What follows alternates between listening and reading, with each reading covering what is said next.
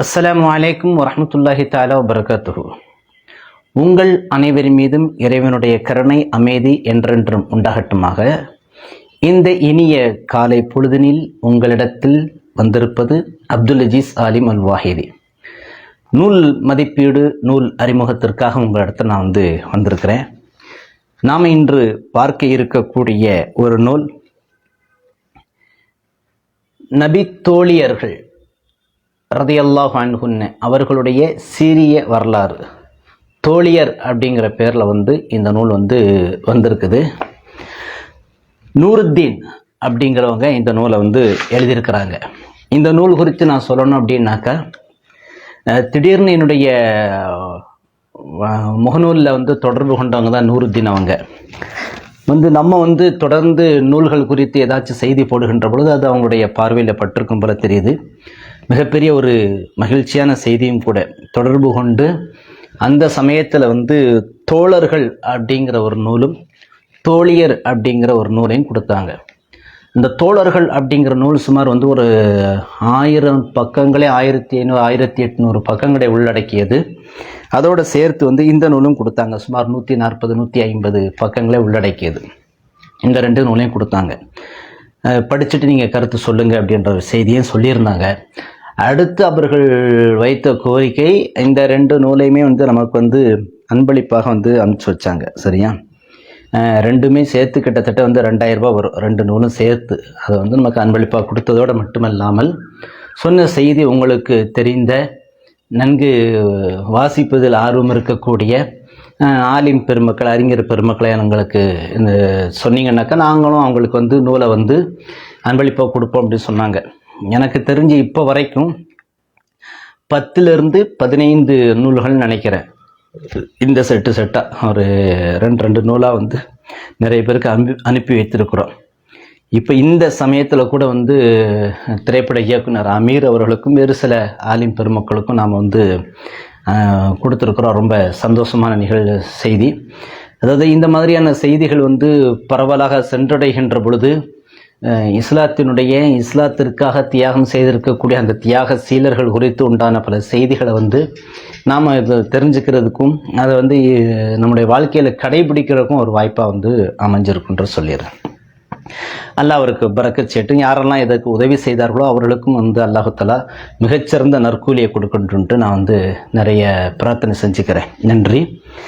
அடுத்து இவர் யார் அப்படின்னாக்கா, சென்னை புதுக்கல்லூரியில் பிஏ பட்டம் படிச்சுட்டு அமெரிக்காவிலுடைய சியாட்டில் நகரில் இப்போதைக்கு பணியாற்றி வந்துகிட்டு இருக்காங்க. அமெரிக்காவில் இருக்கிறாங்க. இவங்க யார் அப்படின்னாக்கா, தாருல் இஸ்லாம் சொல்லிட்டு ஒரு பழைய பத்திரிக்கை ஒன்று நடத்தினாங்க.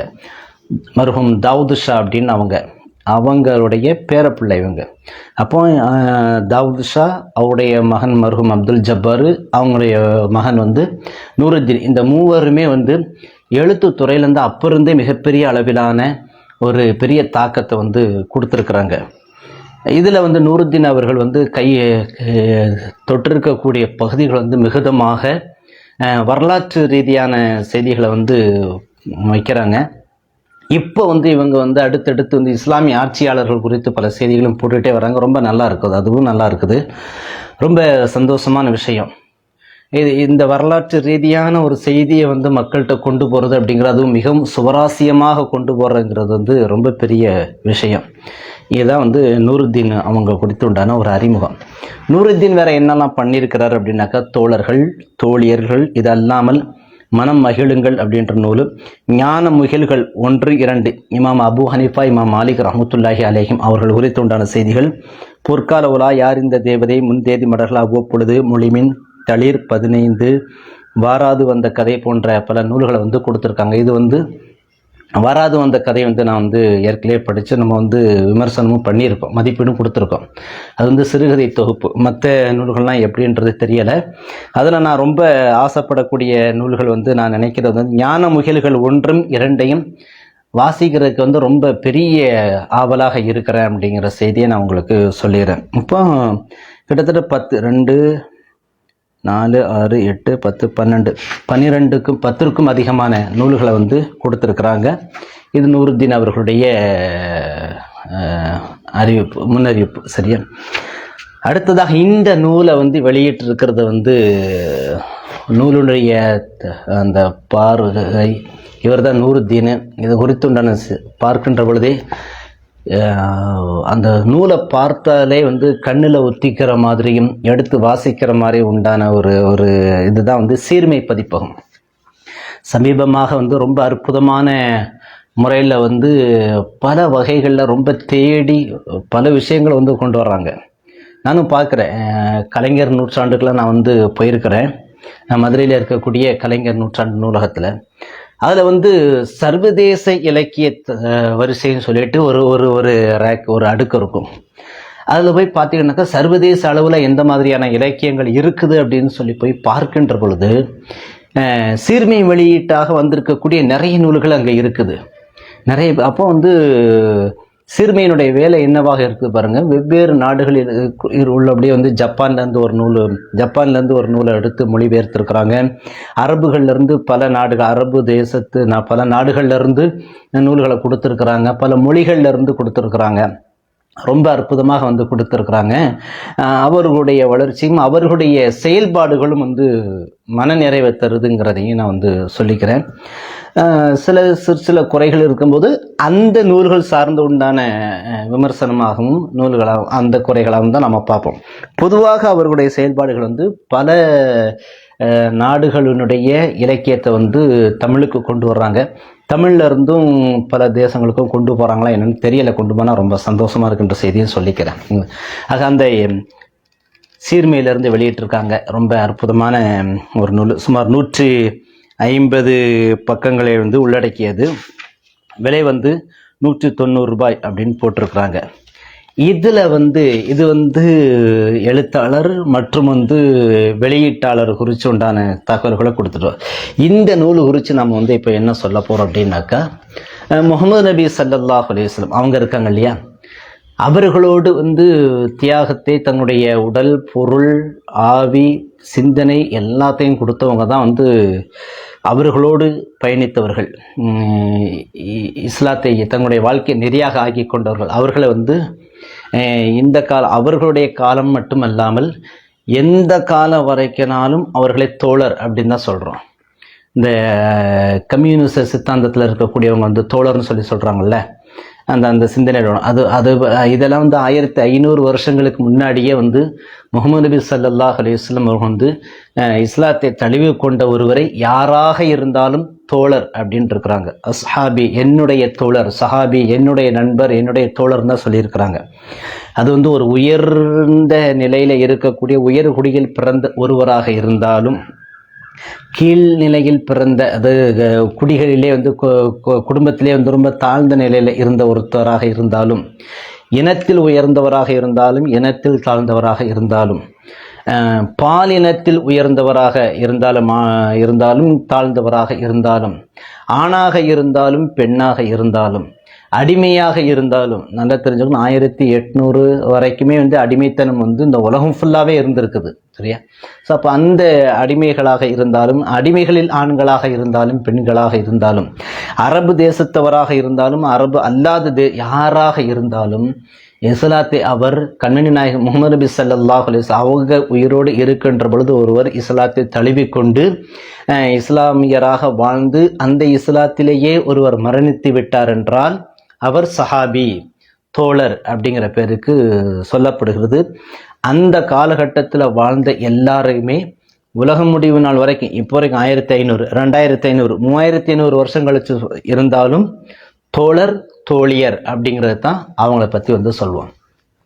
அந்த காலகட்டத்தில் வாழ்ந்த பல தோழர்கள் குறித்தும் தோழியர்கள் குறித்தும் உண்டான நூல்களில் மிக முக்கியமான ஒன்று தோழியர் நூல். சரியா? நீங்கள் இஸ்லாத்தினுடைய விஷயங்களை நீங்கள் பார்த்துக்கிட்டிங்கன்னாக்கா, அதனுடைய வரலாற்று செய்திகளை பார்த்துட்டிங்கன்னாக்கா, பெண் இல்லாமல் எதுவுமே இல்லைங்கிறதுல ரொம்ப அடிப்படையான ஒரு தத்துவத்தில் இருக்கக்கூடியதான் அந்த இஸ்லாம்ன்றது. ஏன் முகமது நபி ஸல்லல்லாஹு அலைஹி வஸல்லம் முதலாவதாக இஸ்லாத்தை இந்த உலகத்தில் எடுத்து வைக்கின்ற பொழுது அதை உண்மை என்று நம்பி ஏற்றுக்கொண்டது ஒரு பெண், அவருடைய மனைவி அவங்க. சரியா? அதனால் வந்து பெண்களுக்குண்டான மிக முக்கியமான பங்கு இஸ்லாத்தில் இருக்குது. இது ஒன்று. அடுத்ததாக இரண்டாவதாக இஸ்லாத்தில் வந்து முதலாவதாக உயிர் தியாகம் செய்கிறாங்க இல்லையா, ஒரு ஒரு முதல் பலின்னு ஒன்று இருக்கும்ல, அதை கொடுத்ததுமே ஒரு பெண்ணு தான். சுமையா ரலியல்லாஹு அன்ஹா அப்படின்ற ஒரு பெண்மணி தான் வந்து அந்த தன்னுடைய உயிரை வந்து தியாகம் செய்கிறாங்க ஒரு பெண்ணாக இருந்து.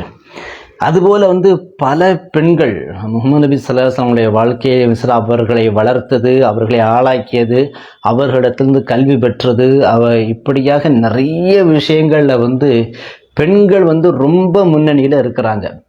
பெண்களுடைய பங்கு இல்லாமல் வந்து நீங்கள் வந்து முஹம்மது நபி ஸல்லல்லாஹு அலைஹி வஸல்லம் அவருடைய வாழ்க்கை, இஸ்லாத்தினுடைய வரலாற்று செய்தியை நீங்கள் சொல்லிவிடவே முடியாது.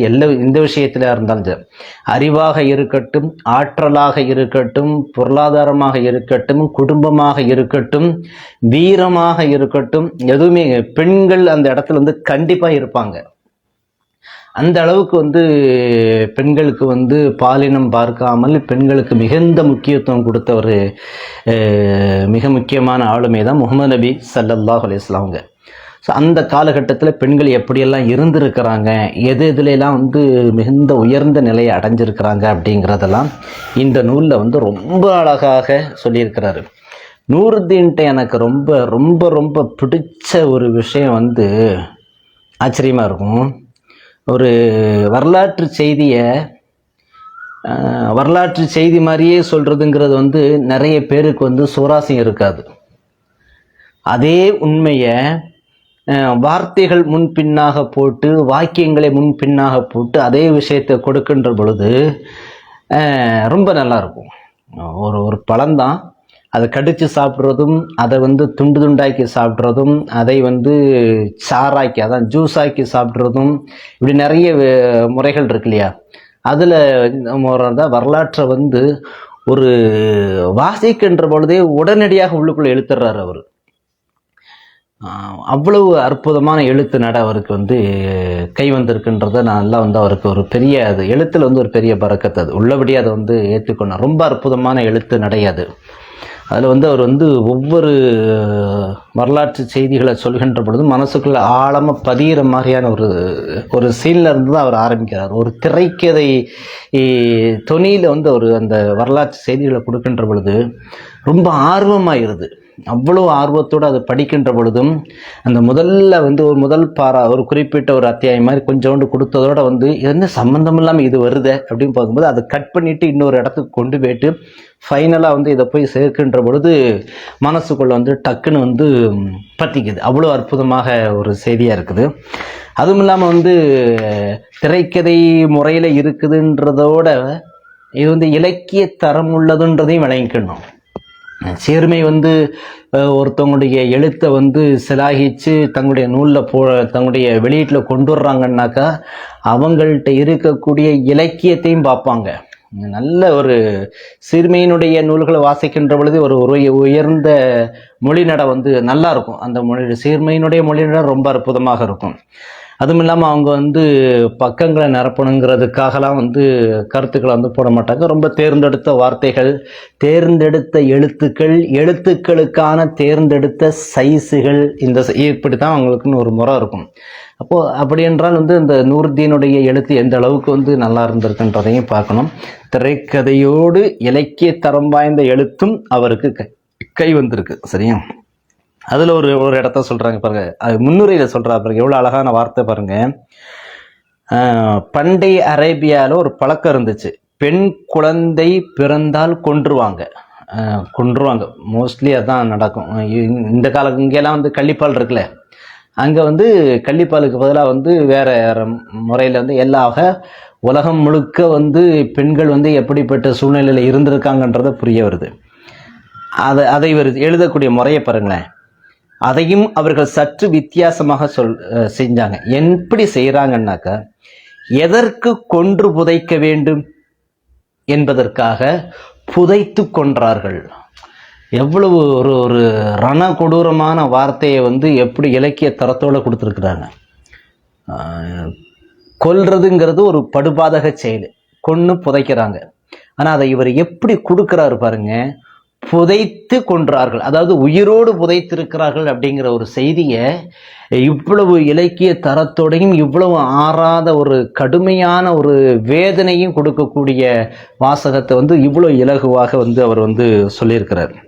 அடுத்து சொல்றா பாருங்க, ஒட்டகப்பால் கிடைத்த அளவிற்கு அங்க வந்து கள்ளிப்பால் கிடைக்காததால் உயிரோடு சமாதி கட்டுகிறார்கள். பெண்களுக்கு ஏற்படக்கூடிய அந்த உலகம் முழுவதும் ஆதி காலம் தொட்டே பெண்கள் வந்து எப்படிப்பட்ட அடக்குமுறையோடு வந்திருக்கிறாங்கன்றதை வந்து நம்ம பார்க்கணும். இப்போ இது மாதிரியான சூழ்நிலைகள் வந்து பெண்கள் தங்களை தாங்களாகவே எப்படி அவர்கள் வந்து சுயமாக தகவமைத்து கொண்டார்கள். அதற்கு உறுதுணையாக பல ஆண்கள், முகமது நபி ஸல்லல்லாஹு அலைஹி வஸல்லம் அவங்கள மாதிரி உண்டான பல தலைவர்கள் எப்படியெல்லாம் பெண்களுக்கு உண்டான உரிமைகளை வந்து கொடுக்குறாங்க, போராடி கொடுப்பது ஒரு புறம் இருக்க, தாமாக கொடுப்பது ஒரு புறம் இருக்க, எப்படிலாம் கொடுத்துருக்குறாங்க. அதை வந்து தாமாக கொடுத்தாலும் கூட அந்த ஆண் சமூகம் வந்து சும்மா இருக்கிறது கிடையாது. 1400 வருஷம் இருக்கும். இஸ்லாம் வந்து பெண்களுக்கு வந்து சொத்துல வந்து பங்கு கொடுக்க சொல்கிறாங்க. இந்த மறுமணம் குறித்து உண்டான பல விஷயங்களை நமக்கே நிறைய ஆச்சரியமாக இருக்குது. ஆண்கள் 4 திருமணம் பண்ணிக்கலாம் அப்படின்னு சொல்லி சொல்கிறாங்க இல்லையா. இங்கே வந்து பல பெண்கள் ஒருவர் பின் ஒருவராக பல திருமணங்களை வந்து முடித்திருக்கிறார்கள். இதற்கு மிகச்சிறந்த உதாரணமாக முகமது நபி ஸல்லல்லாஹு அலைஹி வஸல்லம் மனைவி ஹதீஜா ரலியல்லாஹு அன்ஹா அவர்களே இருந்திருக்கிறார்கள். முகமது நபி ஸல்லல்லாஹு அலைஹி வஸல்லம் அவர்களுக்கு ஹதீஜா பிராட்டியார் ரலியல்லாஹு அன்ஹா முதல் முறையாக திருமணம் முடிக்கிறாங்க 25 வயசில். அப்போ அவங்களுக்கு அந்த பிராட்டியாருக்கு 40 வயதை கடந்தவர்கள் அவர்கள்.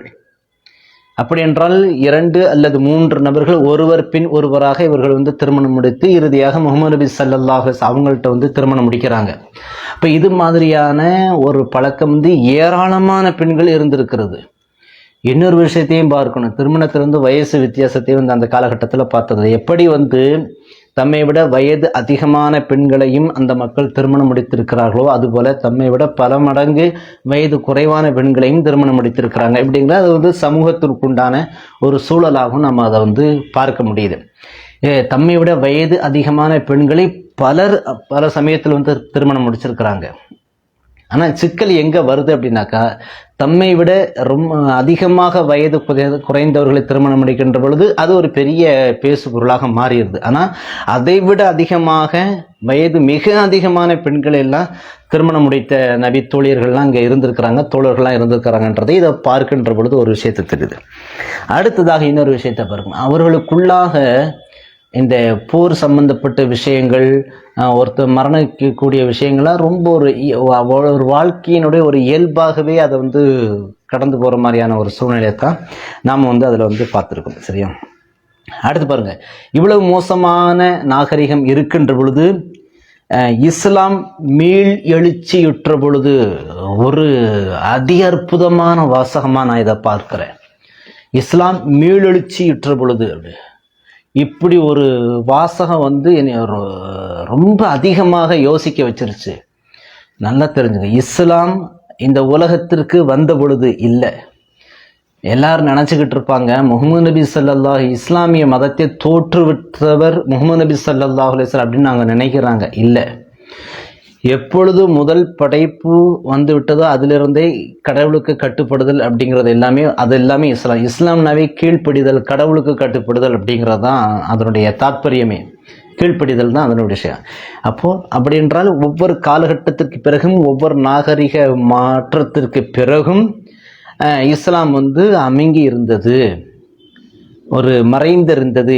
மீள் எழுச்சி உண்டாகுது அப்படின்னாக்கா, மீள்னாவே வந்து மீண்டும் வருவது, அப்புறம் எழுச்சினாக்கா உன்னத நிலைக்கு வர்றது அப்படிங்கிறது. இதை வந்து இவ்வளவு ஒரு அற்புதமான இலக்கிய வார்த்தையோட போட்டிருக்கிறார்கள். இஸ்லாம் மீளெழுச்சியுற்ற பொழுது அப்படிங்கிறத ரொம்ப அழகாக வந்து இதை வந்து இந்த நூலில் வந்து ஒரு சில இடங்களில் வந்து பார்க்கலாம். அது பார்க்கின்ற பொழுதே வந்து நமக்கு வந்து மீளெழுச்சினாக்கா என்னவா இருக்கும் யோசிக்கின்ற பொழுது, வாசகன் அதை சிந்திக்கின்ற பொழுது, அதற்குண்டான விடை கிடைக்கின்ற பொழுது இஸ்லாம் எப்பொழுது உள்ளது, இஸ்லாம்னா என்ன அப்படிங்கிறத தெரிஞ்சுக்கிறதுக்குண்டான வாய்ப்பாக அது கிடைச்சிருது. சரியா?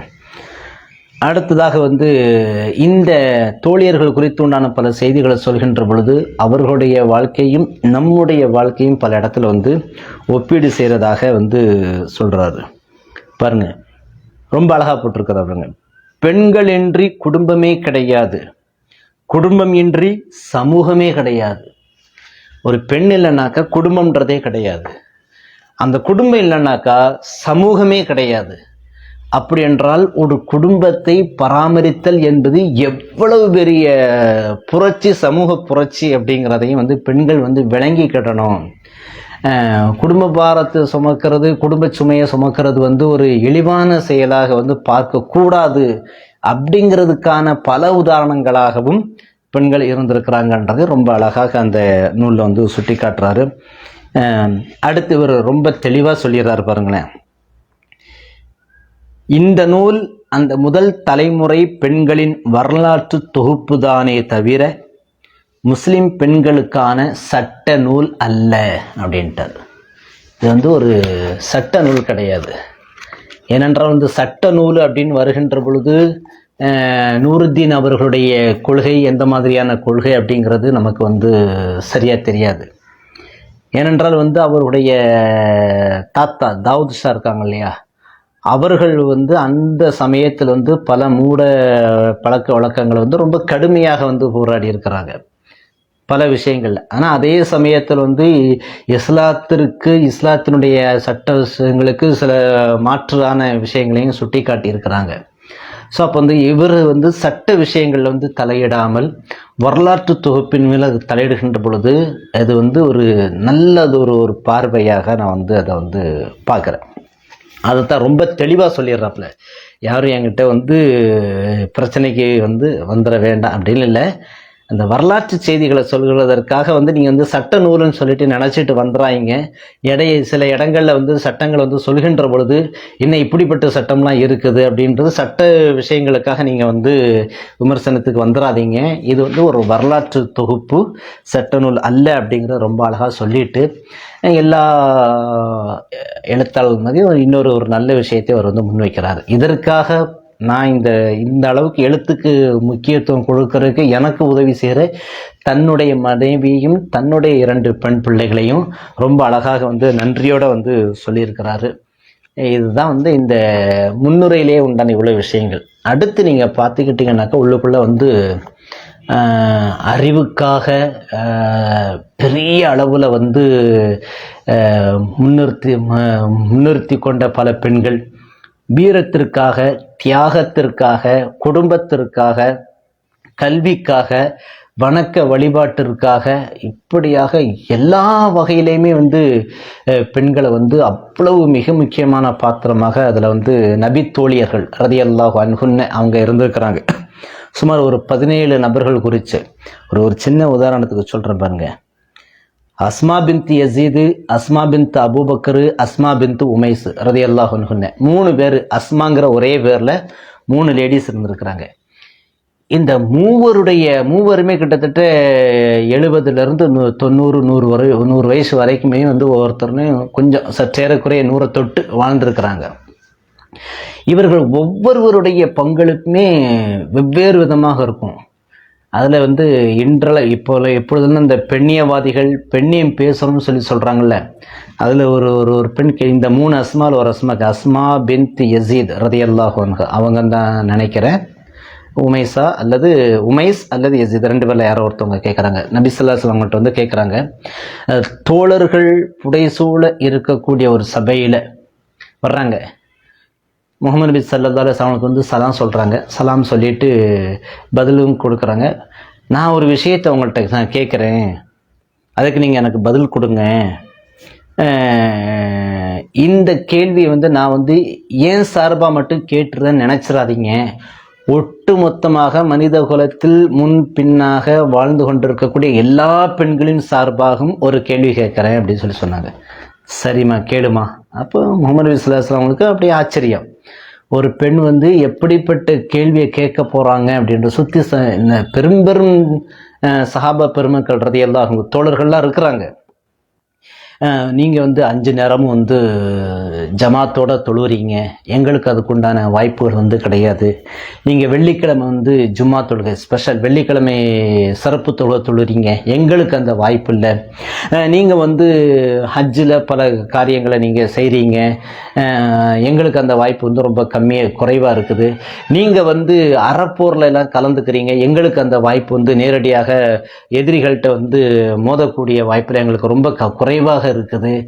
அப்போ அப்படி என்றால் நீங்கள் வந்து நன்மைகள் வந்து எங்களை விட மிக அதிகமாக போகிறீங்க, அப்போ நாங்கள் வந்து உங்களை விட குறைவாக செய்கிறோமோ அப்படின்ற ஒரு கேள்வி வந்து கேட்கின்ற பொழுது அல்லாஹ்வின் தூதர் ஸல்லல்லாஹு அலைஹி வஸல்லம் அவங்க சொல்கிறாங்க, அப்படியே ஒரு ஆச்சரியமடைந்து விட்டு தம்முடைய தோழர்களெல்லாம் பார்க்குறாங்க.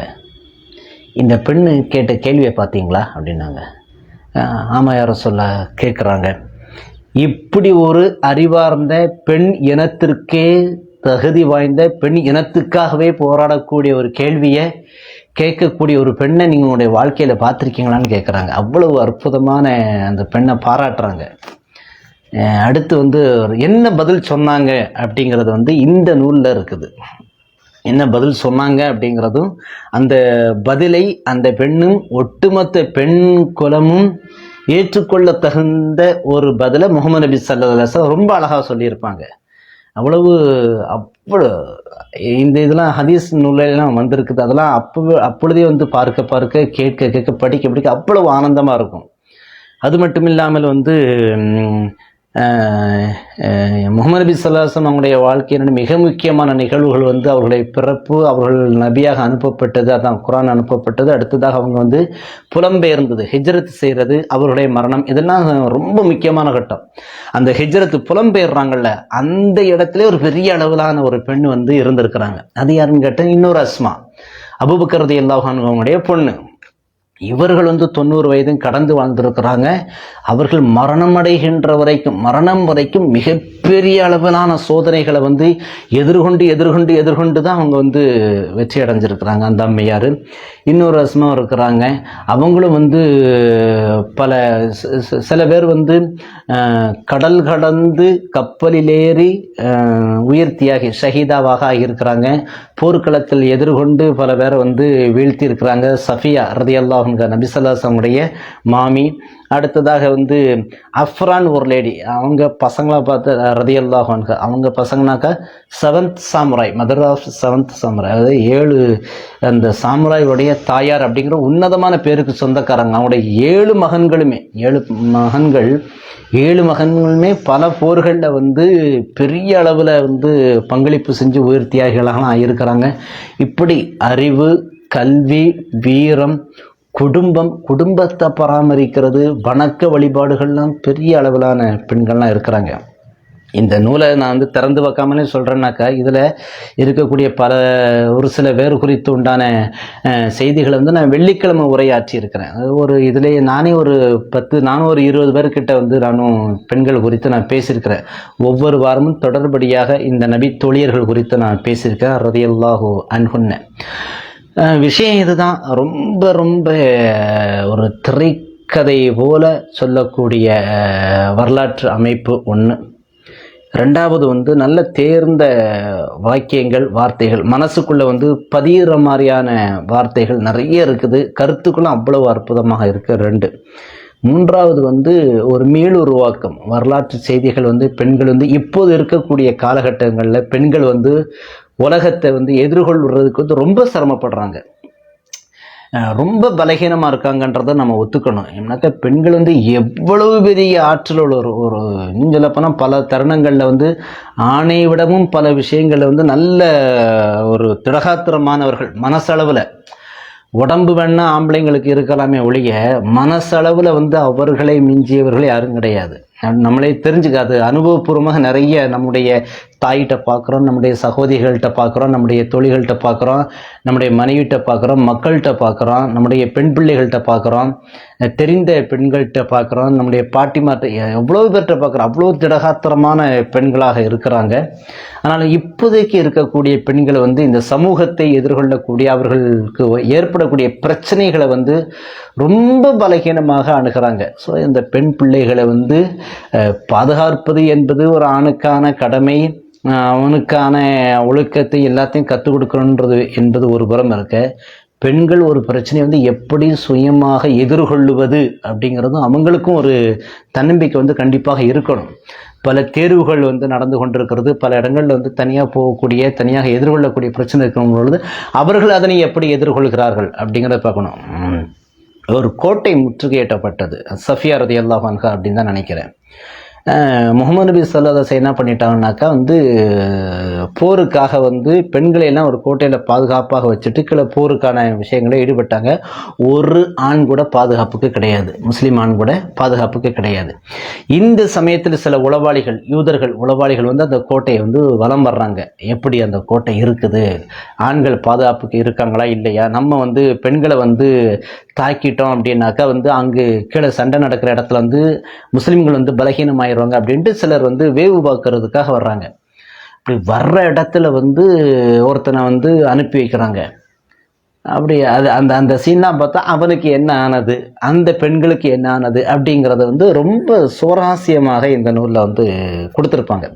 இது மாதிரி நிறைய இடங்கள், ஒன்று ரெண்டுன்னு கிடையாது, நிறைய இடங்களில் வந்து சொல்லியிருக்கிறாங்க. அவ்வளவு அற்புதமான, ஒவ்வொரு பெண்ணும் வாசித்து தன்னுடைய மனதை திடப்படுத்திக் கொள்வதற்கும், ஒவ்வொரு ஆணும் வாசித்து பெண்கள் சம்பந்தப்பட்ட விஷயங்களில் தனக்கான பங்கு என்ன இருக்குது அப்படிங்கிறதை தெரிந்து கொள்வதற்கும் உண்டான ஒரு அற்புதமான ஒரு நூல் இது. மீண்டும் ஒரு நல்ல நூலோடு உங்களை நான் சந்திக்கிறேன். உங்களிடத்திலிருந்து விடைபெறுவது அப்துல் அஜீஸ் ஆலிம் அல் வாஹிதி. அஸ்ஸலாமு அலைக்கும் வரஹ்மத்துல்லாஹி தஆலா வபரகாத்துஹு.